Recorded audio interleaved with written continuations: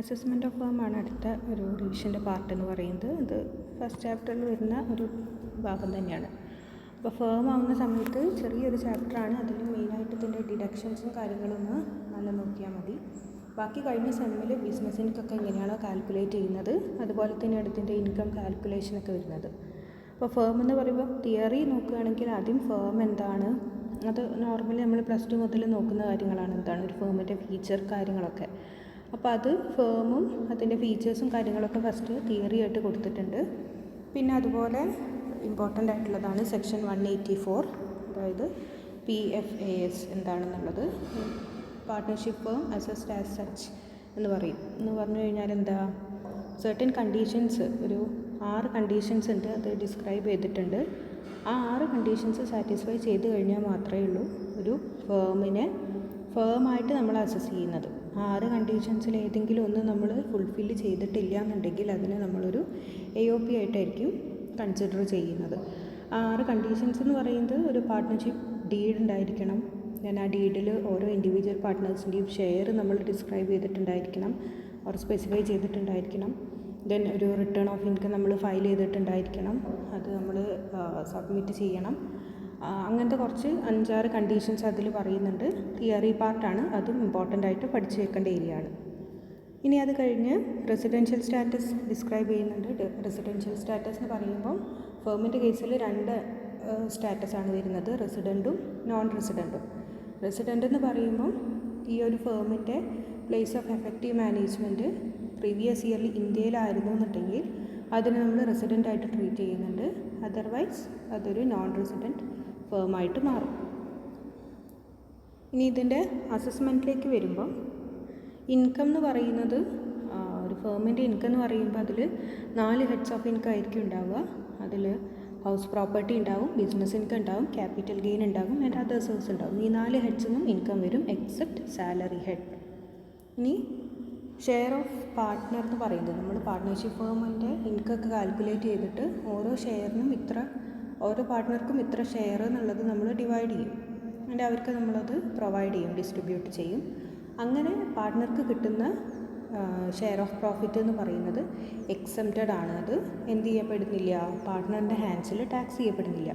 കാരണം ഈ എൻ്റയർ പ്രോഫിറ്റിൻ്റെ മുകളിലും ഫേം തന്നെ ടാക്സ് കൊടുക്കുന്നുണ്ട്. സോ ഷെയർ ഓഫ് ഫേം എന്ന് പറയുന്നത് in the hands of partner exempted ആണ്. ദെൻ രണ്ടാമത് അവിടെ പറഞ്ഞിട്ടുള്ളത് റെമ്യൂണറേഷൻ റിസീവ്ഡ് ബൈ പാർട്ട്ണറാണ്. റെമ്യൂണറേഷൻ ഡീറ്റെയിൽ ആയിട്ട് പഠിക്കാനുള്ളതാണ്, ഒരു ഡിഡക്ഷൻ തന്നെയാണ്. റെമ്യൂണറേഷൻ എന്ന് പറയുമ്പോൾ അതിൽ സാലറി, ബോണസ്, കമ്മീഷൻ, അങ്ങനെ ഒരു ഫേമിലെ പാർട്ട്ണർക്ക് കിട്ടുന്ന എന്ത് കൈൻഡ് ഓഫ് റെമ്യൂണറേഷൻ ആണെന്നുണ്ടെങ്കിലും അത് നമുക്ക് ഡിഡക്റ്റ് ചെയ്യാവുന്നതാണ്. അവിടെ സർട്ടൻ ലിമിറ്റ് പറയുന്നുണ്ട്, ഒരു അപ് ടു സർട്ടൻ ലിമിറ്റ് വരെ നമുക്ക് എന്ത് ചെയ്യാം, ഡിഡക്ഷൻ ക്ലെയിം ചെയ്യാവുന്നതായിട്ടാണ് റെമ്യൂണറേഷൻ. ദെൻ ഇൻട്രസ്റ്റിൻ്റെ കേസ് പറയുകയാണെന്നുണ്ടെങ്കിൽ ഒരു പാർട്ട്ണർക്ക് ഫേമിൽ നിന്ന് ഇൻട്രസ്റ്റ് കിട്ടുന്നുണ്ടെങ്കിൽ, അതായത് ഇൻട്രസ്റ്റ് ഓൺ ക്യാപിറ്റൽ, അവർ കോൺട്രിബ്യൂട്ട് ചെയ്തിരിക്കുന്ന ക്യാപിറ്റലിൻ്റെ മുകളിൽ അവർക്ക് ഇൻട്രസ്റ്റ് റിസീവ് ചെയ്യുന്നുണ്ടെങ്കിൽ ആ റിസീവ് ചെയ്യുന്ന ഇൻട്രസ്റ്റിൽ അപ് ടു 12% വരെ ഡിഡക്ഷൻ ക്ലെയിം ചെയ്യാം. റേറ്റ് ഓഫ് ഇൻട്രസ്റ്റ് 12% വരെയാണെന്നുണ്ടെങ്കിൽ അവരതിൻ്റെ മുകളിൽ ടാക്സ് കൊടുക്കേണ്ട ആവശ്യമില്ല. 12%-ലും കൂടുതലാണ് അവർ റിസീവ് ചെയ്യുന്ന ഇൻട്രസ്റ്റ് എന്നുണ്ടെങ്കിൽ ആ എക്സസ് ആയിട്ട് റിസീവ് ചെയ്യുന്ന ഇൻട്രസ്റ്റിൻ്റെ മുകളിൽ ടാക്സ് അവർ കൊടുക്കേണ്ടി വരും. ഫോർ എക്സാമ്പിൾ ഒരു 13%, 14% ആണ് അവർ റിസീവ് ചെയ്യുന്ന ഇൻട്രസ്റ്റ് റേറ്റ് എന്നുണ്ടെങ്കിൽ എക്സസ് ആയിട്ടുള്ള 1%-ഓ അല്ലെങ്കിൽ 2% ഓഫ് ഇൻട്രസ്റ്റ് എന്ന് പറയുന്നത് ടാക്സിബിളായിട്ട് മാറും. പിന്നെ income of firm taxed at 30% ആയിരിക്കും. പ്ലസ് 1 crore എബവ് ആണെന്നുണ്ടെങ്കിൽ സർചാർജ് വരുന്നുണ്ട്. ആൻഡ് എഡ്യൂക്കേഷൻ സെസ് 4% വരുന്നുണ്ട്. ആൻഡ് അവിടെയുള്ള പാർട്ട്നേഴ്സിൻ്റെ ഇൻകം നമ്മൾ ടാക്സ് ചെയ്യപ്പെടുന്നത് നോർമലി ഇൻഡിവിജ്വൽ റേറ്റിൽ തന്നെ ആയിരിക്കും. Then income of firm include all other 4 heads. നമ്മൾ പറഞ്ഞ സാലറി ഹെഡ് ഒഴികെ ബാക്കി എല്ലാ ഹെഡ്സ് ഓഫ് ഇൻകം ഫേമിൻ്റെ കേസിലും വരുന്നുണ്ട്. ഇനി അവിടെ നോക്കേണ്ടത് എന്തൊക്കെ ഡിഡക്ഷൻസ് ആണ് ഫേമിന് കിട്ടുന്നത് എന്നുള്ളതാണ്. അപ്പോൾ സാധാരണ ഇതിൻ്റെ ഇൻകം എന്ന് പറയുന്നത് നേരത്തെ പറഞ്ഞതുപോലെ പ്രോപ്പർട്ടി ഹെഡ് ഉള്ള ഡിഫറെൻറ്റ് ഇൻകം ഉണ്ടാകും. പിന്നെ ബിസിനസ് ഇൻകം ആണെന്നുണ്ടെങ്കിൽ ബിസിനസ് റിലേറ്റഡ് ആയിട്ടുള്ള എല്ലാ ഇൻകം ആഡ് ചെയ്യുക, ആൻഡ് അതിൽ നിന്ന് ബിസിനസ് റിലേറ്റഡ് ആയിട്ടുള്ള എല്ലാ എക്സ്പെൻസും ലെസ് ചെയ്യുക.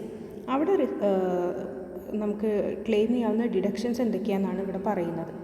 അപ്പോൾ ബിസിനസ് ഇൻകത്തിൽ നമുക്കറിയാം പാർട്ട്നേഴ്സിന് അല്ലെങ്കിൽ വർക്കിംഗ് പാർട്ട്നേഴ്സിന് കൊടുക്കുന്ന റെമ്യൂണറേഷനിൽ നമുക്ക് ഡിഡക്ഷൻ ക്ലെയിം ചെയ്യാം. ഇവിടെ റെമ്യൂണറേഷൻ എന്ന് പറയുന്നത് സാലറി ബോണസ് കമ്മീഷനാണ്. അതും വർക്കിംഗ് പാർട്ട്നേഴ്സിനെന്ന് അവിടെ സ്പെസിഫിക്കലി എടുത്ത് പറയുന്നുണ്ട്. അതല്ലാതെ നോർമലി അവിടെ വർക്ക് ചെയ്യുന്ന എംപ്ലോയീസിൻ്റെ റെമ്യൂണറേഷൻ അല്ല ഉദ്ദേശിക്കുന്നത്. വർക്കിംഗ് പാർട്ട്ണർ എന്ന് പറയുന്നത് ആരാ? മാനേജേഴ്സായിട്ടും പാർട്ട്നേഴ്സായിട്ടും വർക്ക് ചെയ്യുന്നവരുണ്ടെങ്കിൽ അവർക്ക് കൊടുക്കുന്ന റെമ്യൂണറേഷൻ നമുക്കൊരു ലിമിറ്റ് വരെ എക്സംഷൻ അല്ലെങ്കിൽ ഡിഡക്ഷൻ ക്ലെയിം ചെയ്യാവുന്നതാണ്. ഇത് ഡീൽ ചെയ്ത് സെക്ഷൻ 40B ആണ്. ആ സെക്ഷനും അതിൻ്റെ കൂടെ തന്നെ പഠിച്ചു വയ്ക്കണം. തിയറി ആയിട്ടും ഇത് ചോദിക്കാവുന്നതാണ്. അപ്പോൾ അതിൽ ഇൻക്ലൂഡ് ചെയ്തിരിക്കുന്നത് സാലറി ബോണസ് കമ്മീഷനാണ്. ആൻഡ് അവിടെ കണ്ടീഷൻസ്, ആ 40Bയിൽ പറയുന്ന കണ്ടീഷൻസ് എന്ന് പറയുന്നത് പാർട്ട്ണർഷിപ്പ് ഡീഡ് പ്രകാരമായിരിക്കണം നമ്മൾ ഈ ഒരു റെമ്യൂണറേഷൻ കൊടുക്കുന്നത്. ആൻഡ് അത് നമ്മുടെ പെർമിസിബിൾ ലിമിറ്റിനേക്കാൾ കൂടാൻ പാടില്ല. ആ പെർമിസിബിൾ ലിമിറ്റ് എന്താണെന്ന് ഇവിടെ ഡിസ്ക്രൈബ് ചെയ്യും. ദെൻ അത് നമ്മളുടെ പാർട്ട്ണർഷിപ്പ് ഡീഡിന് പ്രിയർ പീരീഡിൽ ഉള്ളതാവാൻ പാടില്ല. പാർട്ട്ണർഷിപ്പ് ഡീഡിൽ പറഞ്ഞിരിക്കുന്ന ആ കാലാവധിയിൽ തന്നെ ആയിരിക്കണം നമ്മൾ ഈ ഒരു റേറ്റൊക്കെ ഫിക്സ് ചെയ്തിട്ടുള്ളത്. ഇനി ഇവിടെ ഈ പെർമിസിബിൾ ലിമിറ്റ് എന്ന് പറയുന്നത് നമ്മൾ ബുക്ക് പ്രോഫിറ്റ് കാൽക്കുലേറ്റ് ചെയ്ത് കഴിഞ്ഞാൽ, ബുക്ക് പ്രോഫിറ്റ് എന്ന് പറയുമ്പോൾ നമുക്ക് കിട്ടിയിട്ടുള്ള നെറ്റ് പ്രോഫിറ്റിനോട് കൂടെ ഇൻഅഡ്മിസിബിൾ ആയിട്ടുള്ള എക്സ്പെൻസ്, അല്ലെങ്കിൽ ഇപ്പം നമ്മൾ പറയുകയാണെങ്കിൽ ഈ ഇൻട്രസ്റ്റിൻ്റെ കേസൊക്കെ ഇൻ എക്സസ് ഓഫ് 12% ഇൻഅഡ്മിസിബിൾ ആണ്. അങ്ങനെ ഇൻഅഡ്മിസിബിൾ ആയിട്ടുള്ള എക്സ്പെൻസുകളൊക്കെ തിരിച്ച് ആഡ് ബാക്ക് ചെയ്ത് ഇൻഅഡ്മിസിബിൾ ആയിട്ടുള്ള ഇൻകമൊക്കെ ലെസ് ചെയ്ത് കഴിഞ്ഞാൽ കിട്ടുന്ന ആ ഒരു ഫിഗറിനെയാണ് നമ്മൾ ബുക്ക് പ്രോഫിറ്റ് എന്ന് പറയുന്നത്. Net profit less inadmissible income add inadmissible expense. ഈ കിട്ടുന്ന ബുക്ക് പ്രോഫിറ്റിൻ്റെ മുകളിലാണ് നമ്മൾ പെർമിസിബിൾ ലിമിറ്റ് കാൽക്കുലേറ്റ് ചെയ്യുന്നത്. ഈ പെർമിസിബിൾ ലിമിറ്റ് എന്ന് പറഞ്ഞാൽ ബുക്ക് പ്രോഫിറ്റിൻ്റെ ഫസ്റ്റ് 3 ലാഖിൻ്റെ മുകളിൽ നമ്മൾ 90% കാൽക്കുലേറ്റ് ചെയ്യുക. ആൻഡ് അതാണോ ഓർ 1,50,000 ആണോ, വിച്ച് എവർ ഈസ് മോർ, അതാണ് ആദ്യത്തെ ക്രൈറ്റീരിയ എന്ന് പറയുന്നത്. ഇനി 3 ലാഖിനൊക്കെ കൂടുതലാണ് ബുക്ക് പ്രോഫിറ്റ് എന്നുണ്ടെങ്കിൽ ബാലൻസ് എത്രയാണോ ഉള്ളത്, ഇപ്പോൾ ഒരു 4 ലാഖാണ് നമ്മുടെ ബുക്ക് പ്രോഫിറ്റ് എന്നുണ്ടെങ്കിൽ ബാലൻസ് 1 ലാഖിൻ്റെ മുകളിൽ 60% കാൽക്കുലേറ്റ് ചെയ്യാം. ഇത് രണ്ടും കൂടെ ആഡ് ചെയ്താൽ കിട്ടുന്നതാണ് നമ്മളുടെ പെർമിസിബിൾ ലിമിറ്റ് എന്ന് പറയുന്നത്, അല്ലെങ്കിൽ ആ ഒരു എമൗണ്ട് എന്ന് പറയുന്നത്. ഇതിന് നമ്മൾ ആക്ച്വൽ റെമ്യൂണറേഷനായിട്ട് കമ്പയർ ചെയ്യുക. അതായത് അവിടെ ആ ഫേമിൽ നിലവിൽ കൊടുത്തുകൊണ്ടിരിക്കുന്ന റെമ്യൂണറേഷൻ, പാർട്ട്നേഴ്സിന് കൊടുത്തിരിക്കുന്ന റെമ്യൂണറേഷനായിട്ട് കമ്പയർ ചെയ്യുക. ഇതിലേതാണോ ലോവർ എമൗണ്ട് അല്ലെങ്കിൽ ലെസ്സർ എമൗണ്ട് എന്ന് പറയുന്നത് അതായിരിക്കും നമുക്ക് ഡിഡക്റ്റ് ചെയ്യാൻ പറ്റുന്ന എമൗണ്ട് ഓഫ് റെമ്യൂണറേഷൻ എന്ന് പറയുന്നത്. ഇത് നമ്മൾ ഡിഡക്റ്റ് ചെയ്യുന്നത് നേരത്തെ കണ്ടുവച്ചിരിക്കുന്ന ബുക്ക് പ്രോഫിറ്റ് ആയിരിക്കും. ഇതൊരു പ്രോബ്ലം നോക്കുമ്പോൾ നമുക്ക് മനസ്സിലാവും, പക്ഷെ തിയറിറ്റിക്കലി നോക്കുമ്പോൾ ഇതും കൂടെ ഇമ്പോർട്ടൻ്റ് ആയിട്ട് വരുന്നതാണ്.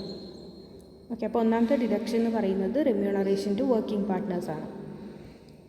Second one interest paid to പാർട്ട്നേഴ്സാണ്. ഇൻട്രസ്റ്റ് പെയ്ഡ് ടു പാർട്ട്നേഴ്സ് എന്ന് പറയുമ്പോൾ നേരത്തെ പറഞ്ഞതുപോലെ 12% വരെ ഡിഡക്ഷൻ ക്ലെയിം ചെയ്യാം, അല്ലെങ്കിൽ അതിന് നമ്മൾ ടാക്സ് കൊടുക്കേണ്ട കാര്യമില്ല. അതിനും കൂടുതലുണ്ടെങ്കിൽ ഇൻഅഡ്മിസിബിൾ ആയിട്ട് മാറും. നമ്മൾ എന്ത് ചെയ്യേണ്ടി വരും? ഓൾറെഡി നമ്മൾ നെറ്റ് പ്രോഫിറ്റ് കാണുമ്പോൾ ഈ ഒരു ഇൻട്രസ്റ്റ് കുറച്ചിട്ടുള്ള എമൗണ്ടാണ് നമുക്ക് തന്നതെന്നുണ്ടെങ്കിൽ എക്സസ് ആയിട്ടുള്ള 12% കൂടുതലുള്ള ഭാഗം നമ്മൾ തിരിച്ച് ആഡ് ബാക്ക് ചെയ്യേണ്ടി വരും. ഓക്കെ, നെറ്റ് പ്രോഫിറ്റ് എന്ന് പറയുന്നത് നമ്മൾ ഇൻട്രസ്റ്റ് കൊടുക്കുന്നതിന് മുന്നേ ഉള്ളതാണെന്നുണ്ടെങ്കിൽ 12% വരെ നമുക്ക് എന്ത് ചെയ്യാം? കുറയ്ക്കാം എന്നുള്ളതാണ്. അത് ക്വസ്റ്റ്യനിൽ net profit after deducting interest ആണോ അല്ലെങ്കിൽ ബിഫോർ ഡിഡക്റ്റിംഗ് ഇൻട്രസ്റ്റ് ആണോ എന്നുള്ളത് ചെക്ക് ചെയ്തിട്ട് വേണം ട്രീറ്റ് ചെയ്യാൻ. ഓക്കെ, ബിഫോർ ഡിഡക്റ്റിംഗ് ആണെന്നുണ്ടെങ്കിൽ അപ് ടു 12% വരെ നമുക്ക് എന്ത് ചെയ്യാം? ഡിഡക്ഷനായിട്ട് ക്ലെയിം ചെയ്യാം. ആഫ്റ്റർ ഡിഡക്റ്റിംഗ് ആണ് തന്നതെന്നുണ്ടെങ്കിൽ എക്സസ് ഓഫ് 12% നമ്മൾ തിരിച്ച് ആഡ് ബാക്ക് ചെയ്യേണ്ടി വരും. ദെൻ നെക്സ്റ്റ് ഒരു deduction brought forward losses or unabsorbed depreciation ആണ്. ഇത് നമുക്ക് ക്വസ്റ്റ്യനിൽ തന്നിട്ടുണ്ട്, അല്ലെങ്കിൽ കഴിഞ്ഞ കൊല്ലത്തെ ലോസ് നമ്മൾ ക്യാരി ഫോർവേഡ് ചെയ്തിട്ടുണ്ടെങ്കിൽ അത് നമുക്ക് ഈ ഇയർത്തെ ഇൻകത്തിൽ നിന്ന് ലെസ് ചെയ്യാം. അൺഅബ്സോർബ്ഡ് ഡിപ്രിസിയേഷൻ ഉണ്ടെങ്കിൽ അതും ലെസ് ചെയ്യാം. ദെൻ നോർമലി ഒരു ഫേമിന് കിട്ടുന്ന ഡിഡക്ഷൻസ്, അല്ലെങ്കിൽ ഇൻഡിവിജ്വലിൻ്റെ നമ്മൾ പഠിച്ചിട്ടുണ്ടാകും 80C to 80U. അതിലെ 80G to 80JJA വരെയുള്ള എല്ലാ ഡിഡക്ഷൻസും ഫേമിനും അപ്ലിക്കബിൾ ആണ്. അതാണ് ഡിഡക്ഷൻസ് റിലേറ്റഡ് ആയിട്ടുള്ളത്. പിന്നെ ഇതിൽ വരുന്നൊരു ഏരിയ എന്താണ് AMT എന്നുള്ളതാണ്. അതും തിയറി ചോദിക്കുന്ന ഒരു ഏരിയ തന്നെയാണ്. ഓൾട്ടർനേറ്റ് മിനിമം ടാക്സ് എന്താണെന്നുള്ളത്. ഒന്നുമില്ല, നമ്മുടെ അഡ്ജസ്റ്റഡ് ടോട്ടൽ ഇൻകത്തിൻ്റെ മുകളിലാണ് നമ്മൾ ഓൾട്ടർനേറ്റ് മിനിമം ടാക്സ് കാൽക്കുലേറ്റ് ചെയ്യുന്നത്. ഇനി ഏത് കേസിലാണ് ഓൾട്ടർനേറ്റ് മിനിമം ടാക്സ് നമ്മൾ ഇപ്പോൾ ചില ക്വസ്റ്റ്യനിൽ അത് പറഞ്ഞിട്ടുണ്ടാകും, എന്നാൽ ചില ക്വസ്റ്റ്യനിൽ ഈ ഡിഡക്ഷൻസ് നമ്മൾ ക്ലെയിം ചെയ്തിട്ടുണ്ടോ എന്നുള്ളതാണ് നോക്കുക. 80H to 80 RRB or 35 AD, അതായത് സ്പെസിഫൈഡ് ബിസിനസ് എന്നുള്ള എന്തെങ്കിലും ഇൻകം റിസീവ് ചെയ്തിരിക്കുന്ന ഒരു ഫേമാണോ എന്നുള്ളത്. Or deduction under section 10AA, ഇതിലേതെങ്കിലും ഡിഡക്ഷൻ ക്ലെയിം ചെയ്തിട്ടുള്ള ഒരു ഫേമാണെന്നുണ്ടെങ്കിൽ അതിൻ്റെ അഡ്ജസ്റ്റഡ് ടോട്ടൽ ഇൻകം കണ്ടിട്ട് അതിൻ്റെ മുകളിൽ 18.5% നമ്മൾ ടാക്സ് കാണേണ്ടി വരും. ഈ അഡ്ജസ്റ്റഡ് ടോട്ടൽ ഇൻകം എന്ന് പറയുന്നത് എന്താണ്? നമുക്കിപ്പം കിട്ടിയിട്ടുള്ള ടോട്ടൽ ഇൻകത്തിനോട് കൂടെ ഈ പറഞ്ഞിരിക്കുന്ന ഏതെങ്കിലും ഡിഡക്ഷൻ ക്ലെയിം ചെയ്തിട്ടുണ്ടെങ്കിൽ അത് തിരിച്ച് ആഡ് ബാക്ക് ചെയ്താൽ കിട്ടുന്ന എമൗണ്ടിനെയാണ് നമ്മൾ അഡ്ജസ്റ്റഡ് ടോട്ടൽ ഇൻകം എന്ന് പറയുന്നത്. ആ അഡ്ജസ്റ്റഡ് ടോട്ടൽ ഇൻകത്തിൻ്റെ മുകളിൽ 18.5% കണ്ടാൽ നമുക്ക് AMT എത്രയാണെന്നുള്ളത് കിട്ടും. ചില ക്വസ്റ്റ്യനിൽ ഡയറക്റ്റായിട്ട് അഡ്ജസ്റ്റഡ് ടോട്ടൽ ഇൻകം നമുക്ക് തരും, അതിൻ്റെ മുകളിൽ നമ്മൾ 18.5 കണ്ടാൽ മാത്രം മതി. ഓക്കെ, അപ്പോൾ അതാണ് AMT എന്ന് പറയുന്നത്. ഇനി AMT പ്രകാരം നമുക്കൊരു ടാക്സ് കിട്ടും. നോർമൽ ആ ഒരു ഇയർത്തെ ബുക്ക് പ്രോഫിറ്റ് അല്ലെങ്കിൽ ഇൻകത്തിൻ്റെ മുകളിൽ, ടോട്ടൽ ഇൻകത്തിൻ്റെ മുകളിൽ നമ്മൾ ടാക്സ് കാണും. അപ്പോൾ അതിൽ ഹയർ എമൗണ്ട് ആയിരിക്കും നമ്മൾ ആ ഒരു ഇയർത്തെ ടാക്സ് ലൈബിലിറ്റി ആയിട്ട് ട്രീറ്റ് ചെയ്യുന്നത്. ഇഫ് AMTൻ്റെ എമൗണ്ടാണ് കൂടുതലെന്നുണ്ടെങ്കിൽ ആ AMT ആയിരിക്കും നമ്മൾ ആ ഇയർത്തെ ടാക്സ് ലൈബിലിറ്റി ആയിട്ട് ട്രീറ്റ് ചെയ്യുന്നത്. അപ്പോൾ നമ്മൾ എക്സ്ട്രാ ഈ ഒരു കൊല്ലം അടച്ചിട്ടുള്ള എമൗണ്ടിനെ നമുക്ക് അടുത്ത കൊല്ലത്തെ ടാക്സ് ലൈബിലിറ്റിയിലേക്ക് ക്രെഡിറ്റ് ആയിട്ട് ക്യാരി ഫോർവേഡ് ചെയ്യാൻ പറ്റും. ഇതിനെയാണ് നമ്മൾ AMT ക്രെഡിറ്റ് എന്ന് പറയുന്നത്. അതായത് ഈ ഇയറിൽ നമ്മൾ അടച്ചിട്ടുള്ള അതായത് AMT പ്രൊവിഷൻസ് പ്രകാരം അടച്ചിട്ടുള്ള tax minus tax computed as normal provisions. അതായത് ശരിക്കും നമ്മളൊരു 1 lakh നോർമൽ പ്രൊവിഷൻ പ്രകാരം അടച്ചാൽ മതിയായിരുന്നു. പക്ഷേ AMT വെച്ച് കാൽക്കുലേറ്റ് ചെയ്ത സമയത്ത് നമ്മൾ 1,50,000 ഇക്കൊല്ലം അടച്ചിട്ടുണ്ടെങ്കിൽ എക്സ്ട്രാ ഉള്ള ഒരു 50,000-നെ നമുക്ക് AMT ക്രെഡിറ്റ് എന്നുള്ള രീതിയിൽ അടുത്ത ഇയറിലേക്ക് ട്രാൻസ്ഫർ ചെയ്യാം. അപ്പോൾ ഇത്രയാണ് ഇതിൻ്റെ ഒരു തിയറി പാർട്ട് എന്ന് പറയുന്നത്. ഇത് റിലേറ്റഡ് ആയിട്ടുള്ള 1-2 പ്രോബ്ലം കൂടി നോക്കിയാൽ ഈ ഒരു ഫേമിൻ്റെ ചാപ്റ്റർ കംപ്ലീറ്റ് ആവും.